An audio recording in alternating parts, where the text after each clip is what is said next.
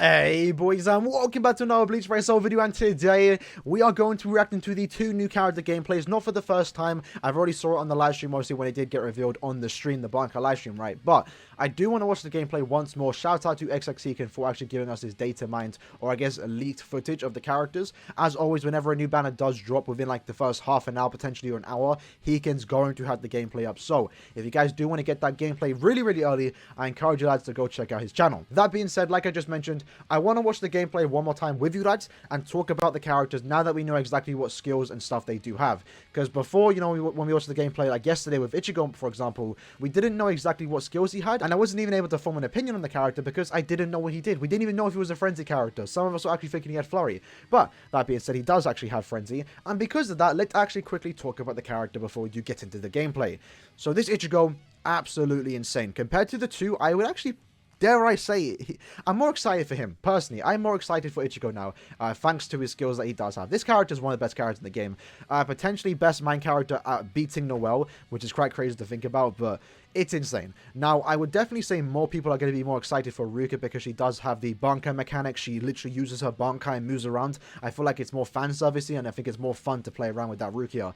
But ICHIGO, visually, I think some people might find him boring, but that's perfectly fine. If you don't like the character, don't use him. But I like him. I'm excited for him. I'm going to be pulling him.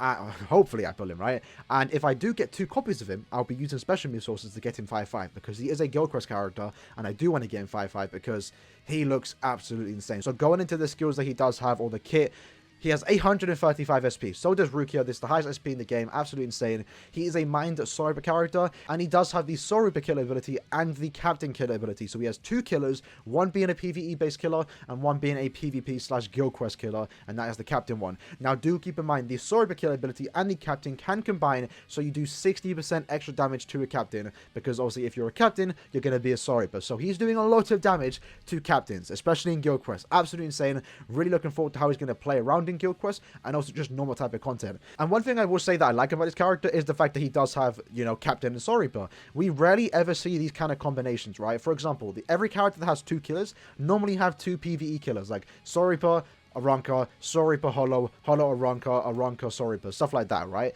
So I'm actually really happy that Kayla are trying to go with a different route, giving us a Sorupa killer and Captain killer. So that's kind of cool, because the characters that do have that in the past, like the tag team Aaroniero and stuff, they're kind of bad, and you don't really get to show the power of having 2 killers like that. So this is going to be like the first character, and same goes for the Rukia, that's going to have these kind of killer combinations that go well together, and we're going to see the power of it from these characters. That being said, going into his skills, 60% Berserker, which ensures he's going to be hitting very hard. Bombardment, so that means his Soul Bomb's going to be hitting very hard, and he does actually have a chance to instant kill. Bruiser plus 40%, damage taken minus 60%. This is kind of weird because he is an SP character. This doesn't mean you can take him into PvP and he's going to be usable there.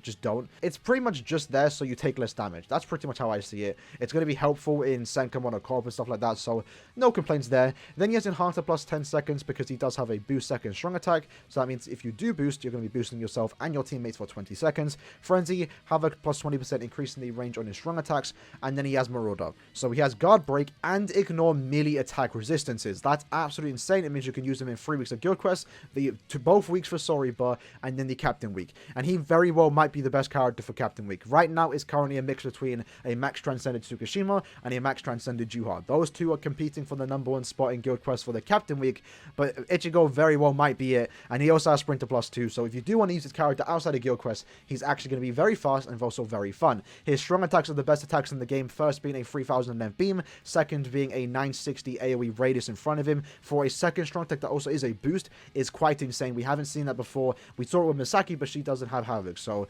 insane. And then his first strong attack is a full screen strong attack, like 1200 radius. If you can't tell, this character is one of the best main characters in the game, either #1 or #2. And if he is #2, he's only second to Noelle, who also is very good. But I would definitely say he's probably just a tad bit better than Noelle, in my opinion. But one really cool thing about this character, if you are using him in Guild Quest, and if you do have him 5-5, let's say, for example, if you look at Byakuya, this character absolutely nukes everything thanks to his bombardment, and, you know, if you have him 5-5, that bombardment is doing absolute wonders. ICHIGO is basically going to be doing a similar amount of damage, but this character also comes with a self-boost, right? Or a boost for his team and himself. So you don't have to bring a second character just to boost you and ensure that you nuke the wave. He can do it himself, which I really do like. So, now that we talked about the character, let's get into the gameplay. Alright, so let's see it, bro. his model already looks really clean, like, damn. And you can see here he does actually have innate skills. I actually didn't even mention that. So he also is immune to weakening and paralysis. Very, very good, because those by far are the two worst elements to get inflicted by. And he also reads Soripa dodges. So yes, if you want to bring this character into the Transcendence Zone and ensure you can farm Hogakus, he can do it. He can do a lot of things. His character is absolutely insane. Probably literally the best man character in the game.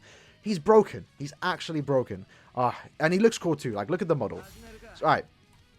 So get into the gameplay. This is his Nad string, which I like it. It looks quite cool, right? It's got like the blue effect. We actually can see him using that Zanpakuto toe, which is his broken... You know when he used his Bankai in round 4? Here's the gameplay on the screen. The final attack that he does do, the Zanpakuto toe breaks and becomes like the butter knife. He actually kept that, so I think that's kind of cool. Does this confirm that's what his Zanpakuto toe looks like now in canon-wise or lore-wise?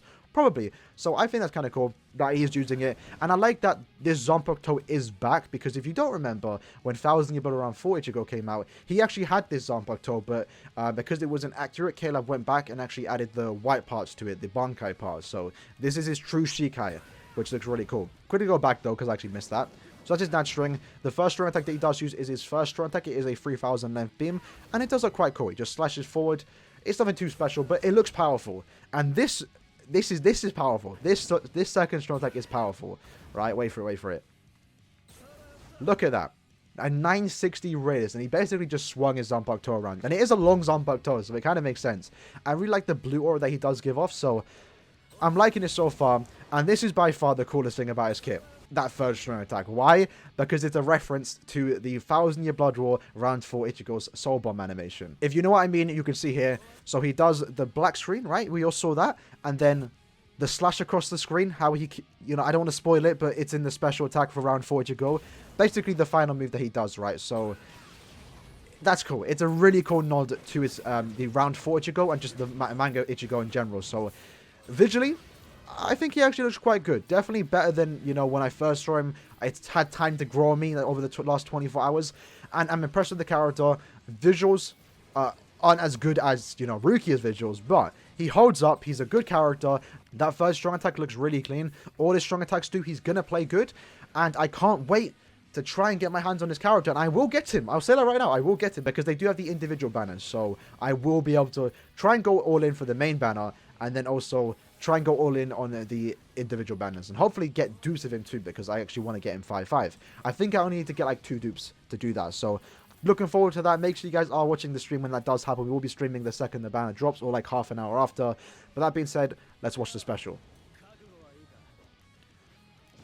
Oh, we've seen it before. It's cool though.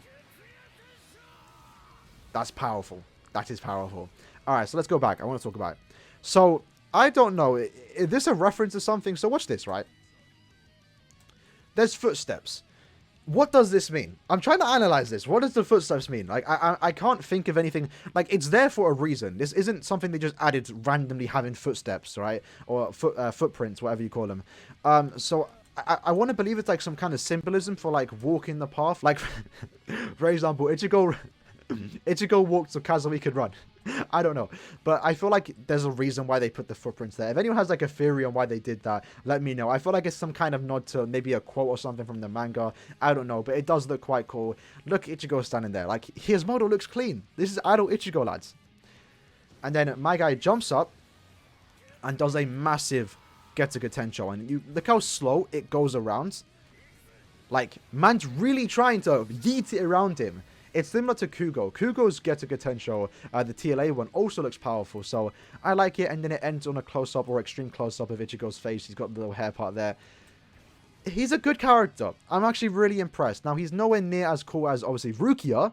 But he's still cool. Nonetheless, he's still a good character, and he's still worthy of spending thousands of orbs for, because I'm going to hopefully do that, or hopefully not, actually, hopefully I get him really early, but that's basically the Ichigo. Now let's talk about the Rukia. So going into Rukia, Rukia is a power Captain Soul Reaper, so do keep that in mind. She does have the Aranka kill ability and an Espada kill ability, so like Ichigo, she has the other part, so Aranka, Espada, really cool combination. I do like it. Same reasons why I like it for Ichigo, I like it for Rukia too. Now, aside from looking really, really cool, like this is the best Rukia's ever looked like. It's actually really cool, right? She's using her Bankai. She's mastered it because she is now a captain. One of the rules to become a captain is to master your Bankai. So that does mean she can run around in it, and we're going to see that in the gameplay. But going into her skills, 60% Berserker. Now, this is important because she does have status augments. Normally, when you get status augments, you don't get high Berserker. You're lucky to even get 40, and she has a 60% Berserker with status augments. Insane. She has Bruiser plus 20%, nothing too special there. In addition to that, she also has damage to frozen enemies plus 20%. So she's hitting very, very hard, especially if you do freeze the enemies, and she can do that very easily when she does transform for 10 seconds. Because when she does transform, she picks up that 10-second disabler skill. So that's insane. Then she has Debilitator plus 5, so when she does freeze enemies, they're frozen for 7 seconds. Devastation plus 40%, ensuring that she can do some damage on a Soul Bomb. Frenzy, Havoc plus 20%, so she has very good range. And then Sprint plus 1, and then Recover Stamina plus 20% when you do go into the next room. I really do like this added effect. They didn't need to do that, but it adds extra survivability. And one of the things I like in my characters is survivability. It's all nice to know if they can do damage, but if they can't survive like a single hit or like, you know, give themselves stamina like this, then I don't really like using them, especially in co-op, but this is very good. If you need a character to carry Rukias in co-op, this is a character you're going to want to bring. So, really do like that. And one thing I do want to mention, and we'll talk about when we get to the gameplay, is when she does transform, her magnifications on her attack. So, if you look right here, her strong attack 1 has 120% magnification, right?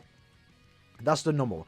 When you transform, it goes up by 30%. Now, this is kind of important to know because normally when a character transforms, for example, 1000 Year Blood Round 4 ICHIGO, it only goes up 20%. The only time it goes up 30% is when they are using a Soul Bomb transformation. But she doesn't have a Soul Bomb transformation, and she instead has the, you know, transforming button, Bankai button. But it goes up plus 30%. So when she does transform, she's doing even more damage. She's very well might be the hardest hitting character in the game, especially if you do freeze them. She's hitting very hard, if you can't tell. She's hitting very, very hard. She's looking cool, and her gameplay we're about to check out now is also very, very cool.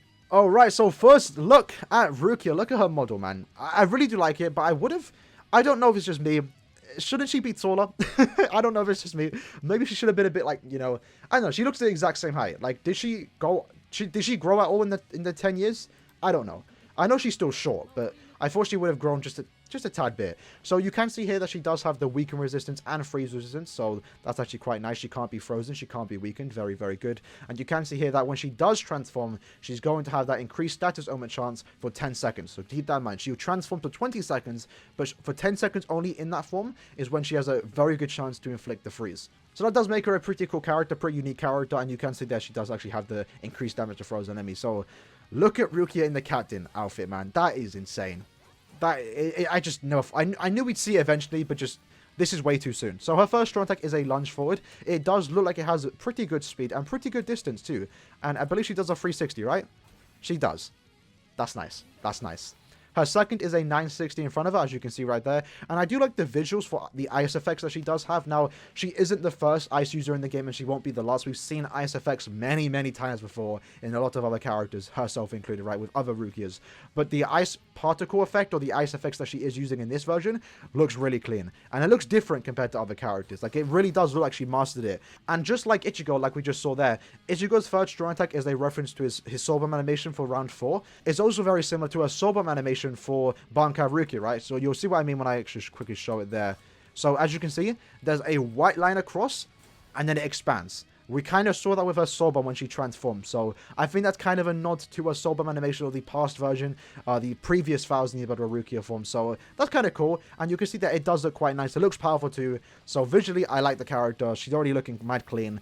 She's definitely going to be the one that most people are going to be going for, because one, she does have the Bankai mechanic, which obviously Hiken will showcase in a second. But also, look at the range on that lad. She's powerful, and she looks fun. She's cute. It's Rukia. I mean, I'm an Aaroniero fan, and she killed Aaroniero. And I'm saying, like, I'm going all in for this character. So let's wait and see when Hiken wants to use that essay or that transformation mechanic.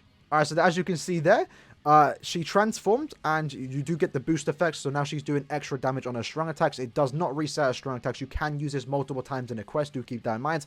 And for 10 seconds, you're going to have an increased chance to inflict the status augment.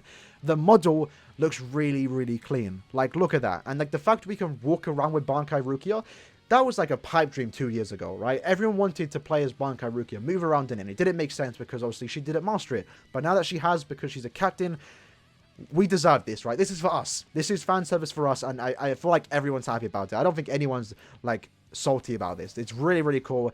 The effects or the visuals also kind of change, and they look kind of different, the ice particles, and it looks better, actually. In a sense, you know, Rukia's Zanpakuto is supposed to be, like, the most beautiful Zanpakuto, and it's not wrong. Like, her visuals are one of the best in the game. Look at that. Look at that SA3. It's insane. It's absolutely insane. Can't wait to get my hands on this character. Can't wait to try and get my hands on this character.